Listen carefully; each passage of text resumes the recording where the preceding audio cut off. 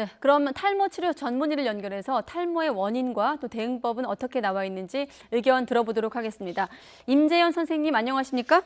네, 안녕하세요. 네, 앞서 저희가 보도한 뉴스에도 인터뷰하셨습니다마는 어떻습니까? 이렇게 직구라도 통해서 좀 소문이 난 제품들을 써서 탈모를 좀 치료하고자 하는 어떤 소비자 욕구가 반영된 현상이 아닌가 싶은데 일단 제품으로 탈모 치료가 가능은 한 겁니까?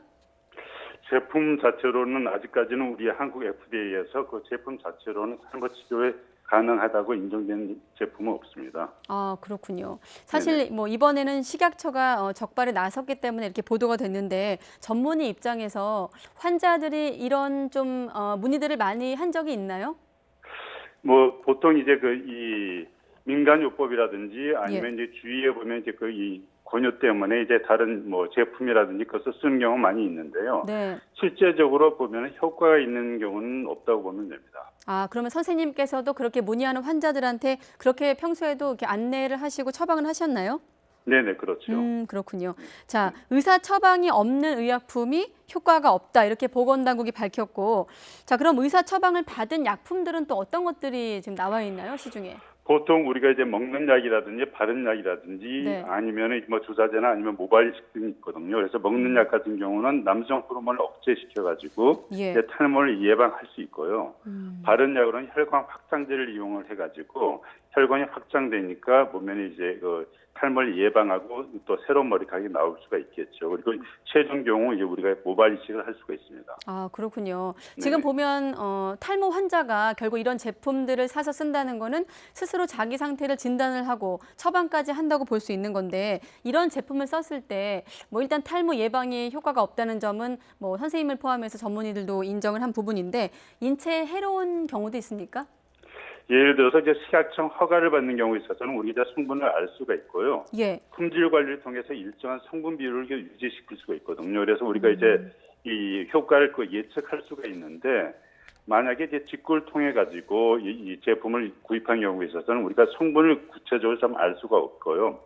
성분 비율이 일정하지 않기 때문에 만약에 성분이 굉장히 없다 하면은 효과가 전혀 없을 거고 네. 성분이 예를 들어서 너무 과하게 있다 하면 거기에 대한 부작용이 굉장히 있겠죠, 보면은요. 아, 부작용까지 생길 수도 있다. 네네, 그렇죠. 자, 일단 탈모의 원인은 저희가 일반적으로 좀 상식적으로 유전적인 영향이 크다라고 좀 알려져 있는데 유전적인 영향은 어느 정도고 또 혹시 후천적이라면 어떤 원인이 좀 있습니까? 보통 여전히 유전적인 요인이 보통 우리가 이제 남성인 탈모에 있어서 한 95% 이상을 우리가 예측하고 있거든요. 네. 그렇지만 이제 요즘에 젊은 층의 탈모 환자가 굉장히 증가된 이 추세에 있습니다. 그래서 예. 이 보통 원인으로는 보통 스트레스 때문에 두피 혈류량이 저하돼가지고 이제 탈모를 야기시킬 수가 있고요. 그 외에 이제 출산이라든지 요즘 또 과도한 다이어트로 인해서 이제 영양 불균형 때문에 네. 이런 탈모를 많이 일으킬 수가 있어요. 그래서 이런 경우에 있어서는 우리가 원인을 알 수가 있잖아요. 그래서 네. 원인을 알게 되면은 유전성 탈모보다는 훨씬 더 탈모 치료가 좀 용이할 수 있겠죠. 아, 내가 왜 머리카락이 빠지는지 그 원인을 찾는 게 급선무겠네요. 그렇죠. 네. 그러려면 또 내가 탈모로 진행하고 있는지 안 하는지 또 자각하는 그 타이밍도 좀 중요할 것 같습니다. 이른바 탈모 치료에도 골든 타임이 있다고 하더라고요. 어떨 때 좀 네네, 병원에 맞습니다. 가야 하는 겁니까? 네. 일반적으로 우리가 보통 24시간 이내에 100개 이상 빠지면 우리가 탈모다 이렇게 진단을 한다 하는데 이게 현실적으로는 사실 불가능해요. 일반 사람들이 알기로 우리가 24시간 동안 주시하면서 개수를 세워볼 수도 없고요. 그래서 네. 쉽게 알 수 있는 방법을 우리가 간단히 말씀드리면은 네. 긴 머리카락보다 짧은 머리카락이 더 많이 빠지기 시작한다 하면은 이것이 탈모 시작을 의심할 수가 있어요. 예. 그러나 긴 머리 같은 경우는 머리가 다 자랐기 때문에 우리가 헤어 사이클이 있거든요. 그래서 네. 이미 빠질 머리가 빠지는 거기 때문에 크게 걱정을 안 하셔도 되는데 짧은 머리가 빠지는 것은 자라고 있는 머리가 빠지는 거기 때문에 탈모를 의심할 수가 있어요. 그래서 이런 경우에 있어서는 전문가를 찾아서 진단과 적절한 치료를 통해서 이제 탈모를 예방하고 이제 치료 가능할 수 있겠죠. 그러면 머리카락 개수보다는 긴 머리카락이 좀 빠지느냐 그 여부를 좀 집중해서 봐야 되는 겁니까? 그렇죠. 일반적으로 그렇게 이제 하는 것이 훨씬 더 일반 사람들은 훨씬 더 알기 쉽겠죠. 그러면 좀 일단 의심이 된다고 하면 병원으로 빨리 가서 진단을 받는 게 중요하겠군요. 네, 맞습니다. 네, 또 한 가지 평소 이 샴푸 방법도 다들 좀 잘못 알고 있는 부분들도 계시는데 이를테면 좀 머리가 많이 빠지니까 좀 줄이기 위해서 좀 머리를 자주 안 감는다거나 뭐 이런 분들도 계시는데 어떻습니까? 옳은 방법인가요?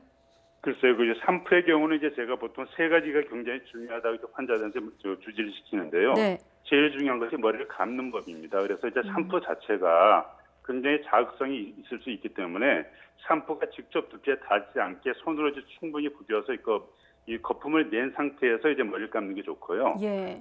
두 번째는 뭐냐면 자신의 두피 상태에 맞는 샴푸를 선택하는 것도 굉장히 중요합니다. 그래서 우리가 내가 이제 지루성 예를 들어서 두피를 갖고 있다 하면은 거기에 맞는 샴푸를 쓰는 것이 중요하고요. 예. 세 번째로는 야외 활동이 심하지 않는 경우에 있어서는 하루 한 번 정도의 샴푸 정도면 적당하다고 봅니다. 아, 그렇군요. 야외 활동이 좀 심한 경우에는 좀 2번 정도 해야 되는 겁니까, 그러면? 그렇죠. 아무래도 보면 이제 예를 들어서 오전에 굉장히 야외 활동을 많이 해가지고 뭐 먼지 같은 게 굉장히 많았다 하면 오자마자 바로 샴푸를 하고 그다음에 자기 전에 뭐 샴푸를 할 수도 있겠지만은 네. 대부분의 경우에서는 하루에 한 번 정도의 샴푸면 적당하다고 봅니다. 네, 그렇군요. 일단 거품을 내고 샴푸할 것, 두피 그렇죠. 상태를 네네. 확인할 것, 그리고 네네. 마지막은 어떤 점이었죠? 네? 하루에 한 번 정도의 한 샴푸가 번 적당하다. 정도 네. 샴푸는 적당하다. 세 가지를 기억하도록 하겠습니다. 자, 끝으로 흔히 콩이 좀 그 머리카락 나는데 좋다 이렇게 알려져 있는데 음식과 탈모도 좀 상관관계가 있는 건가요? 사실은 그 특별히 탈모의 그 예방이 되거나 이제 양모를 촉진시키는 그 식품은 없습니다. 네. 그래서 이제 편식하지 않고 그다음에 그 균형 잡힌 영양 섭취가 탈모 예방에 더 중요하다고 생각합니다. 네, 알겠습니다. 그리고 끝으로 좀 탈모에 좀 스트레스 받는 분들을 위해서 끝으로 좀 조언 좀 해주시죠, 전문의로서. 이제 보면 탈모 같은 경우는 제가 말씀드린 것처럼 남성형 탈모인 경우에서 95%가 예. 유전성 경향이 굉장히 많거든요. 그래서 이제 이 탈모라는 것이 보면 우리가 예방을 할 수 있고 이제 뭐 모발 이식이라든지 다른 방법으로도 치료가 가능한 질환이거든요. 그래서 우리가 예를 들어서 조기에 자기가 판단을 해서 조기에 치료가 빨리 시작하는 것이 가장 중요하다 생각합니다. 네, 조기 치료가 관건이다. 여기까지 듣도록 하겠습니다. 임재현 전문의였습니다. 선생님 고맙습니다. 네, 감사합니다.